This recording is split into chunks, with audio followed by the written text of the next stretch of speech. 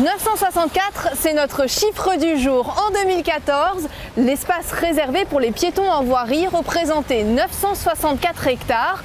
À titre de comparaison, l'espace réservé pour les véhicules correspond à un peu plus de 1500 hectares. Pour les transports en commun, 66 hectares. Alors ce soir, dans le tram, on se pose cette question. Quelle place pour les piétons à Bruxelles? Suivez-moi.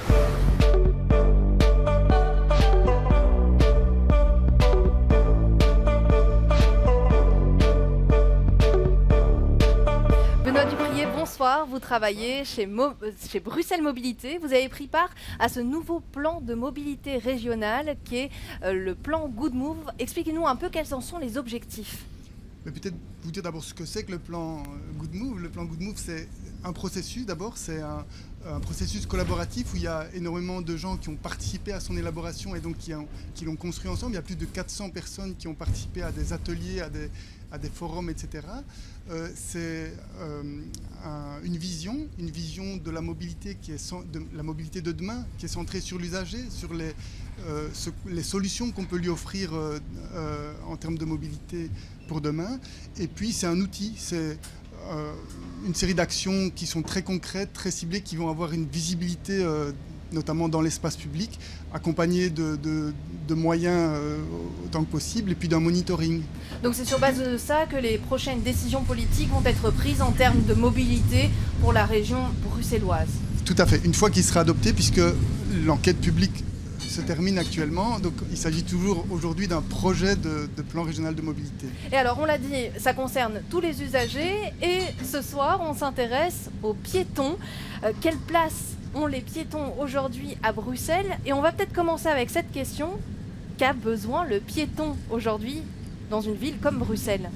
Le piéton, il a besoin de cheminements confortables, accessibles pour tous, parce que c'est important qu'on parle de l'ensemble des piétons.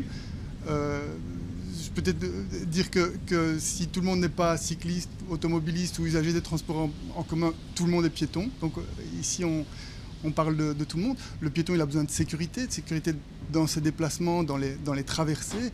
Et il a besoin d'un environnement aussi agréable, d'un cadre de vie qui lui donne envie aussi de marcher. Peut-être que pour ça, le pendant, c'est peut-être de diminuer la pression du trafic dans les quartiers notamment. C'est peut-être récupérer un peu d'espace sur la voiture, notamment sur la voiture en stationnement. Et pour ça, vous avez quelques stratagèmes dans le plan Good Move que j'ai lu avec beaucoup d'attention. Et on parle notamment de ce concept de maille apaisée. Alors, c'est un terme qui ne veut en soi rien dire comme cela, donc j'aimerais que vous nous l'expliquiez. Alors, la maille, c'est l'ensemble du réseau de voiries à l'intérieur de voiries plus structurantes. Et donc, ce sont toutes les voiries de quartier en réalité, et qui devraient être apaisées, donc desquelles il faudrait éviter autant que possible tout le trafic de transit, le décourager au maximum. Donc si on s'imagine, cette maille, c'est comme un tissu dans lequel on a tous les usagers, que ce soit les automobilistes, les transports en commun, les piétons, les cyclistes, qui se baladent un peu partout. Ça, c'est le plan actuel. Et qu'est-ce que vous proposez avec le plan Good Move? Alors, on propose de décourager fortement les automobilistes à traverser ces mailles. Donc là, il y a une série de mesures très concrètes qui peuvent être menées. Et ça, on peut parler après de la manière dont on pourrait les mettre en œuvre. Mais par exemple, ça peut être des sens uniques tête bêche. Donc à un moment où on ne puisse plus traverser en voiture, ça peut être toutes des mesures dissuasives, des boucles, des rues scolaires, par exemple, des parties piétonnes, zones de rencontre, etc. Donc il y a tout un arsenal d'outils d'aménagement qui sont à disposition pour éviter le trafic de transit et donc pour valoriser tous les modes actifs, le piéton d'abord, le cycliste, les transports publics et puis la vie locale, les noyaux commerçants éventuellement s'ils existent. Tout ça dans le principe STOP qui est maintenant écrit même dans le volet réglementaire du plan Good Move. Le principe STOP, c'est de donner la priorité aux piétons, ensuite aux cyclistes et puis aux transports publics et enfin aux automobilistes. On connaît les piétonniers et alors dans le plan Good Move, on a les magistrales piétonnes. Ça, c'est un grand terme. Qu'est-ce qu'on retrouve dans ces magistrales piétonnes? Elles vont servir à quoi?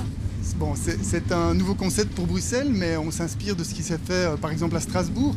Donc le principe ici, c'est d'aménager des des axes qui connectent, des axes piétons structurants sur une moyenne distance, qui vont connecter des pôles importants, par exemple des gares ou des sites importants, mais qui ne vont pas être que des boulevards urbains sur lesquels il sera facile de se déplacer. Ce sont des endroits qui vont donner envie de marcher, qui vont être structurés avec peut-être des repères aussi pour voir déjà l'étape suivante et avoir envie de continuer. Ce sont des endroits aussi où il faut qu'on ait envie simplement de s'y rendre. Et même si on ne se déplace pas, mais que ce soit des endroits agréables, avec, qui soient fonctionnels, qu'il y ait des bancs, par exemple, des fontaines, une toilette publique. Mais plus que ça, il faut qu'il y ait une valeur ajoutée en termes d'aménagement ludique, artistique, qu'on puisse mettre en valeur le patrimoine, etc., que ça soit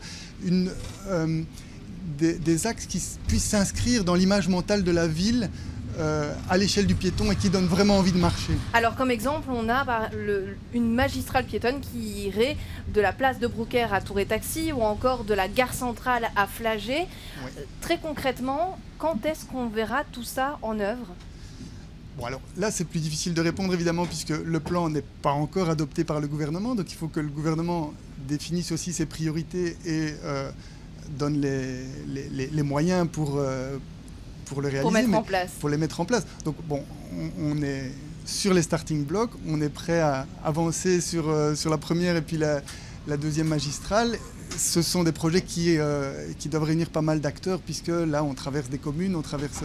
il y a différents gestionnaires, mais il y a plein Mais on l'a dit, ce plan Good Move, il est qu'à son début. L'enquête publique vient de s'achever. Et la région bruxelloise, pour 2040, espère transformer Bruxelles comme la capitale piétonne. Avec cet objectif d'avoir 40% de nos déplacements qui se font à pied. Et on est allé vous poser cette question. Est-ce que vous, en tant que piéton, vous vous sentez suffisamment à l'aise dans notre capitale ? Vous trouvez ça agréable de marcher dans la ville ? Oui. Moi, depuis 2 ans, j'ai plus de voiture de société, donc j'ai vraiment découvert les transports en commun. C'est agréable de marcher, mais pas en ville. Pour quelle raison ? Pour quelle raison ? Rien que pour la pollution. C'est pas très joli. Pas très joli. Et vous vous sentez en danger des fois à cause des vélos et des Oui, voitures ? j'ai régulièrement été failli tomber à cause des vélos. En 2040, Bruxelles sera complètement la ville piétonne. Vous y croyez ? Non, je pense que c'est utopique. Il faut quand même toujours rester un peu réaliste. Mais si on peut de plus en plus délimiter certains endroits, c'est pas plus mal, quoi. Je trouve qu'il y a beaucoup de choses qui bougent, qui avancent. On voit que l'envie est là et oui, j'ai envie d'y croire. Marion Alessian, bonsoir. Vous êtes directrice de l'ARO, qui est l'atelier de recherche d'action urbaine. Alors en 2 mots, c'est une ASBL qui analyse les projets d'aménagement urbain et vous faites des recommandations. Et dans le cadre du plan Good Move, vous avez relu tout ce nouveau plan. Et quelles sont vos recommandations ? Alors on a lu précisément le plan Good Move et on a remis un avis qui est assez tranché, dans le sens où on a estimé important de rappeler que ce qui est le plus fondamental dans la politique de mobilité, c'est de s'affranchir de la voiture. Et malheureusement, quand on a lu toutes les fiches actions, on a eu l'impression qu'on n'était pas vraiment dans ce changement de paradigme que tous les élus appellent régulièrement. Et c'est un peu ce qui nous a inquiétés. Et on a voulu remettre sur le devant de la scène la ville affranchie de la voiture. Et donc on a remis des recommandations dans ces termes-là, et à savoir une ville marchable, une ville dans laquelle on investit pour les transports en commun, des transports en commun fréquents, réguliers, maillés, et puis bien sûr une ville avec le moins de voitures possible. Et idéalement, dans cette ville que vous imaginez, autour de la mobilité, quelle est la place du piéton ? Alors, la place du piéton, elle est primordiale. Et je dirais, pour nuancer un peu ce qui vient d'être dit, c'est que la place du piéton, elle est primordiale partout, et pas seulement sur des magistrales piétonnes, et pas seulement dans des quartiers apaisés.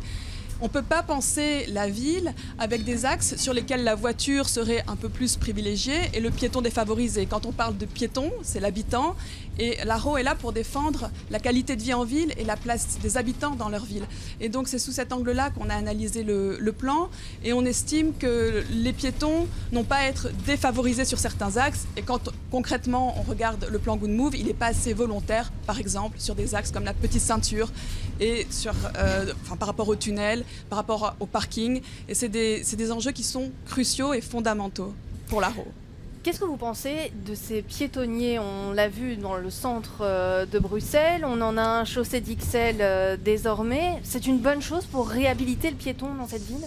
Alors, pour réhabiliter la place du piéton en ville, on estime qu'il faut, comme on l'a évoqué tout à l'heure, partir du principe stop, donc prioriser d'abord le piéton, puis le cycliste, puis les transports en commun, et après, en dernier lieu, la voiture.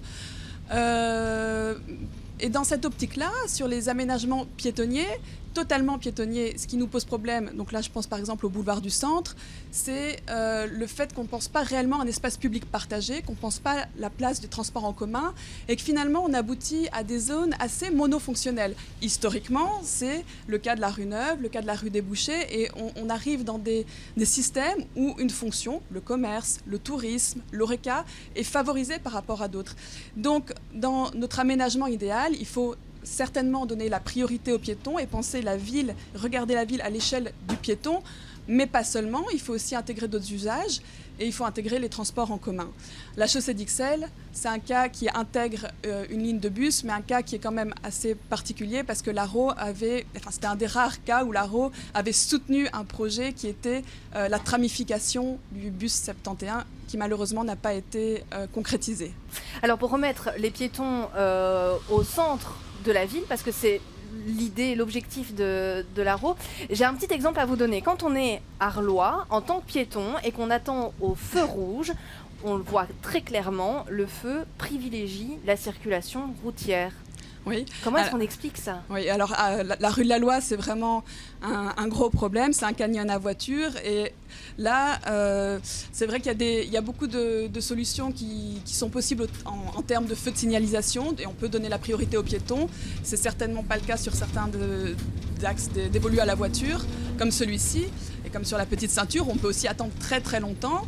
Mais néanmoins, c'est pour ça que l'ARO a remis un avis assez large sur le plan Good Move.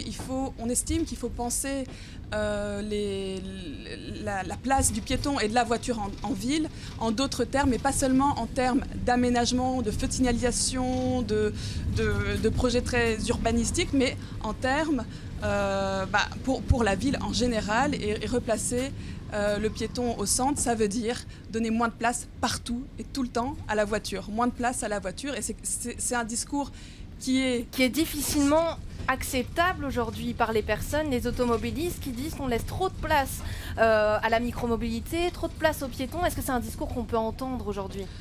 Non, c'est un discours qu'on ne peut plus entendre pour différentes raisons. On pense à l'urgence climatique, on pense à plein d'autres choses, mais l'ARO revient sur sa vision de la ville, et la ville, c'est pas un espace dédié à la voiture, c'est un espace dédié aux habitants, et donc prioritairement aux piétons et aux transports en commun. Et donc, il faut que la voiture ne doit pas être priorisée sur aucun axe en ville, et il y a plein de possibilités pour faire autrement en ville. Justement, c'est la plus-value de la ville par rapport à d'autres espaces, c'est le fait de pouvoir se déplacer la plupart du temps à pied et en transport en commun. Donc, voilà. Merci beaucoup Marion pour cet apport en information. La ville est en constante évolution, tout comme nos modes de déplacement. Les espaces urbains vont devoir être réaménagés, le tout peut-être en laissant un peu plus de place aux piétons dans notre ville qui est, on le rappelle, la capitale européenne. C'est la fin de cette émission. Merci infiniment pour votre fidélité. Quant à moi, je vous donne rendez-vous même heure, même tram, la semaine prochaine.